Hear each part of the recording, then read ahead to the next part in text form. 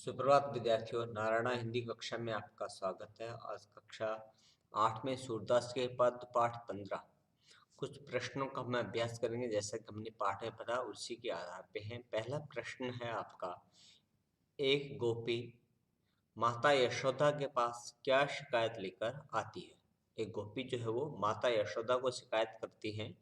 क्या शिकायत होती है उसके बारे में हमें बताना है। एक गोपी माता यशोदा के पास कृष्ण की शिकायत लेकर आई कि उनके पुत्र ने उनके सखा के साथ घर में आकर सारा दही माखन चोरी करके खा गया। हाँ, यशोदा ने उनकी माता को बताया कि कृष्ण जो आपका पुत्र है उन्होंने अपने साथियों के साथ मिलकर के मेरे घर से दही और माखन चोरी करके खा लिया है। अगला प्रश्न है, कृष्ण को क्या खाना अधिक पसंद है। तो सभी को पता है कृष्ण को माखन खाना पसंद है, तो माखन और रोटी। अगला प्रश्न है, किसकी सहायता से कृष्ण छीके तक पहुंच सके। हाँ, छीके तक अर्थात जो ऊपर से बांध के नीचे रखा हुआ था, जिसके ऊपर के माखन रखा हुआ था, तो किसकी सहायता से वहां तक कृष्ण पहुंचे। तो ओखली की सहायता से, अर्थात ओखली के ऊपर खड़े होकर के वहां तक वो पहुंच सके। अगला प्रश्न है, कृष्ण कहाँ से मक्खन चुराते थे। हाँ, कृष्ण मक्खन कहाँ से चुराते थे। तो कृष्ण गोपियों के घर की जो हांडी है उससे मक्खन चुराते थे।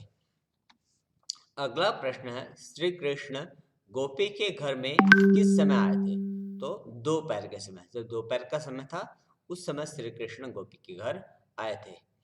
ते ही पूत अनोखो जायो पंक्ति में ग्वालन के मन में कौन से भाव मुखरित हो रही हैं, अर्थात कौन क्या बातें वो बताना चाह रही इन पंक्तियों के द्वारा।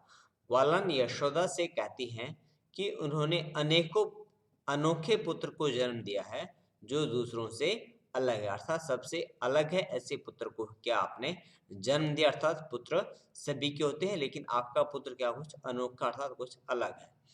पैठी शब्द का अर्थ क्या है। पैठी शब्द है, उसका अर्थ क्या होगा। तो उसका अर्थ है घुसकर, अर्थात घर में घुसकर। अगला प्रश्न आपका, पूत शब्द का तत्सम रूप चुने। तत्सम, तत् अर्थात उसके सम, समान, किसके समान, संस्कृत के समान जो शब्द है उसको हम बोलते हैं तत्सम। तो पूत शब्द का तत्सम होगा पुत्र। धन्यवाद, आपका दिन शुभ हो।